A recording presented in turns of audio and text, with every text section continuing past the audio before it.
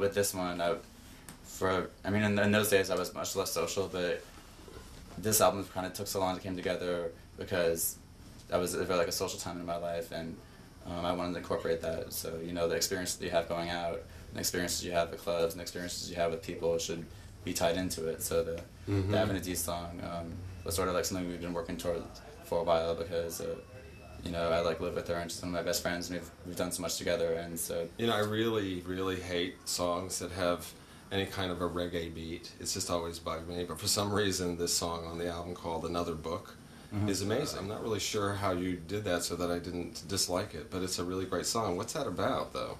Well, I've never been a big Bob or Ziggy Marley fan, but Avenue D had wanted to work on a project with Boy George, and they just decided that...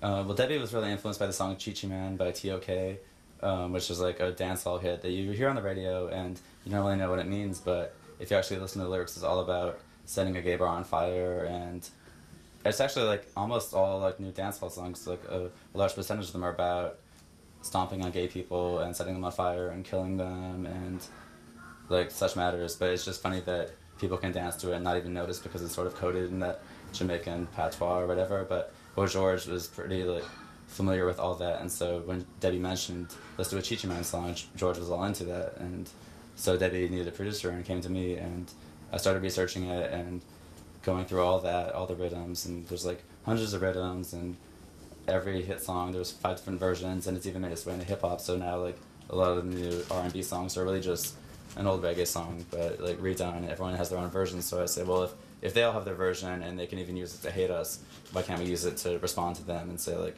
we're not going to take it and we'll use it against you, but also make it into something different. Right. But I know that you think a lot about pop music and where it's going. Do you have any ideas about that? I think it's changing, and it's already changed, but it hasn't really caught up to itself yet. But the potential is definitely there.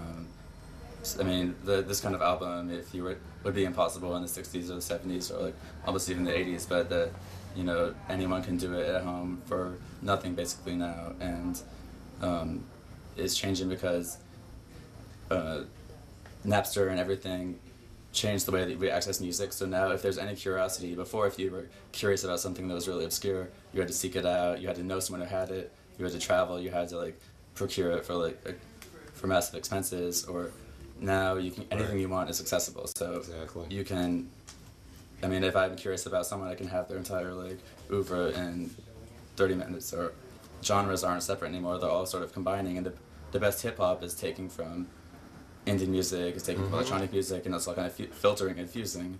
But in the future, like all music will combine the best elements of everything is sort of fusing into one, and then everything can be stronger than as a core than its components. Do you think over the last few years you've done a lot of remixes, authorized and unauthorized remixes? What would you like to do? Do you have any plans for what you'd like to do with other people's music? Like, well, the problem with that is it depends on them. I mean, when I was starting out, I thought working with the source material would be like a fun way of getting to directions that I wouldn't necessarily get to myself if I was recording it, because it's a fusion that you couldn't get from that. So I just chopped up the Beach Boys and things like that, but there's only so much you can do without the master tracks. I mean, there's lots of dream jobs. Like, I know that